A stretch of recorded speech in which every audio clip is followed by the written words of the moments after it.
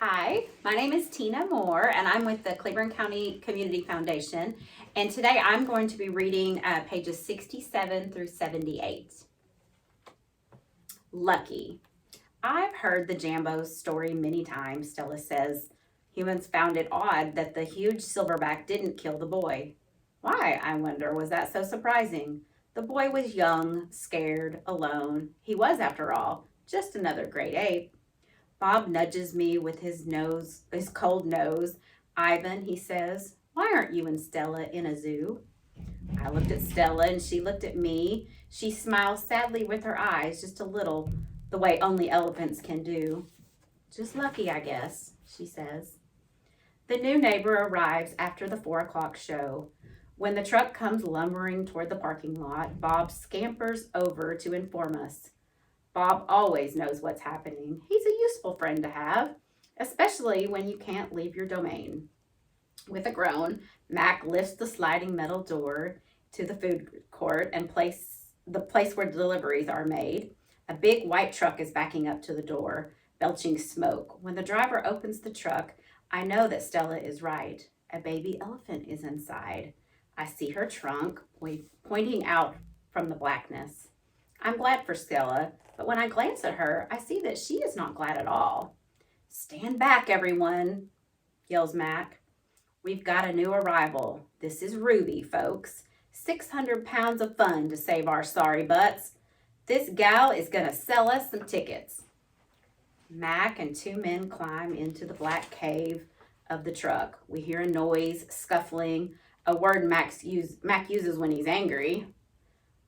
Ruby makes a noise too, like one of the little trumpets they sell at the gift store. Move, Max says, but still there is no Ruby. Move, he says again. We haven't got all day. Inside her domain, Stella places as much as she's able. She paces as much as she's able. 2 steps one way, 2 steps the other. She slaps her trunk against trusty metal bars and she grumbles. Stella, I ask, did you hear the baby? Stella mutters something under her breath, a word she uses when she's angry. Relax, Stella, I say. You will be okay. Ivan, Stella says, it will never, ever be okay, and I know enough to stop talking. The men are still yelling. Some of the yelling is at each other, but most of it's at Ruby. We hear scrambling, pounding, shifting. The side of the truck shudders. I'm starting to like this elephant, says Bob. I'm getting the big one, Max says. Maybe she can coax the big, stupid brat out of the truck. Mac opens Stella's door. Come on, girl, he urges. He unties the rope attached to the floor bolt. Stella pushes past Mac, nearly knocking him over. She rushes as best as she can, limping heavily toward the open back door of the truck. She catches her swollen foot on the edge of the ramp and winces. Blood trickles down. Halfway up the ramp, she pauses. The noise in the truck stops. Ruby falls silent. Slowly, Stella makes her way up the rest of the ramp. It groans under her weight. I can tell how much she is hurting by the awkward way she moves. At the top of the incline, she stops. She pokes her trunk into the emptiness. We wait. The tiny gray trunk appears again. Shyly, it reaches out, tasting the air. Stella curls her own trunk around the baby's. They make soft, rumbling sounds. We wait some more. A hush fall over the entire Big Top Mall. Thud, thud, step, step, pause, step, step, pause. And there she is.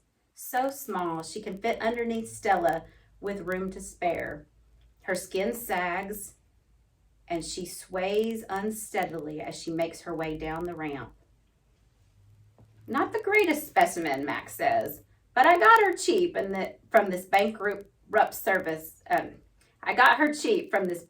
circus out west. They had her shipped over from Africa. Only had a month before they went bust. He gestures toward Ruby. Thing is, people love babies. Baby elephants, baby gorillas. Heck, give me a baby alligator and I could even make a killing. Stella ushers Ruby toward her domain. Mac and the two men follow. At Stella's door, Ruby hesitates. Mac gives Ruby a shove, but she doesn't budge. Doggone it, get a clue, Ruby, he mutters, but Ruby isn't moving, and neither is Stella. Mac grabs a broom. He raises it. Instantly, Stella steps in front of Ruby to shield her. Get in that cage. Both of you, Mac shouts. Stella stares at Mac, considering gently but firmly. Using her trunk, she nudges Ruby into her domain. Only then does Stella enter. Mac slams the door shut with a clang. I see two trunks intertwined and I hear Stella whispering. Poor kid, said Bob. Welcome to the Exit 8 Big Top Mall and the Video Arcade, home of the one and only Ivan. Old news. When Julia comes, she sits by Stella's domain and watches the new baby. She barely talks to me. Stella doesn't talk to me either. She is too busy muzzling Rudy. She is cute, little Ruby, with her ears flapping like palm leaves, but I am handsome and strong. Bob trots a circle around my belly before settling in just the right spot. Give it up, Ivan, he says, you're old news. Julia gets out a piece of paper and a pencil. I can see she is drawing Ruby. I move to the corner of my domain to pout. Bob grumbles. He doesn't like it when I disrupt his naps. Homework, Julia's father scolds. Julia sighs and puts her drawing aside. I grunt and Julia glances in my direction. Poor old Ivan, she says. I've been ignoring you, haven't I? I grunt again, a dignified, indifferent grunt. Julia thinks for a moment and then smiles. She walks over to my domain to the spot in the corner where the glass is broken. She slides papers through. She rolls a pencil across my cement floor. You can draw the baby elephant too, Julia says. I bite the pencil in half with my magnificent teeth, then I eat some paper. Tricks. Even after Julia and her father leave, I try to keep sulking, but it's no use. Gorillas are not by nature pouters. Stella, I call. It's a full moon. Did you see? Sometimes when we are lucky, we catch a glimpse of the moon through the skylight in the food court. I did, Stella says. She is whispering, and I realize that Ruby must be asleep. Is Ruby all right? I ask. She's too thin, Ivan, Stella says. Poor baby. She was in that truck for days. Mac brought her from the circus the same way he bought me. But she hadn't been there long. She was born in the wild like us. Will she be okay? I asked. Stella didn't answer my question. The circus trainers chained her to the floor, Ivan. All 4 feet, 23 hours a day. I puzzle over why this world would be a good idea. I always try to give humans the benefit of the doubt. Why would they do that? I finally ask. To break her spirit, Stella says. So she could learn to balance on a pedestal. So she could stand on her hind legs. So a dog could jump her back while she walked in mindless circles.